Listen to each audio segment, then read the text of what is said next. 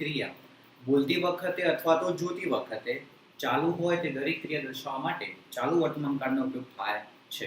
એના ઓળખના શબ્દો છે અમુક. વાક્યની શરૂઆતમાં તમને look, run, listen, here, C, watch આપેલું હોય તો તમે કહી શકો કે આપેલ વાક્ય ચાલુ વર્તમાન કાળમાં છે. કોઈક વખત વાક્યના અંતમાં તમને now, at this time, at this moment, at present જો આપેલું હોય વાક્યના અંતમાં તો કહી શકાય કે આપેલ વાક્ય ચાલુ વર્તમાન કાળમાં છે. ચાલુ વર્તમાન કાળની વાક્યરચના જોઈએ, એની ફોર્મ્યુલા શું છે? તો વિધાન વાક્ય માટેની ફોર્મ્યુલામાં સૌપ્રથમ આવે છે કર્તા, ત્યારબાદ ટુ બી ના રૂપ તરીકે ઇઝ, એમ અથવા આર નો ઉપયોગ થાય છે.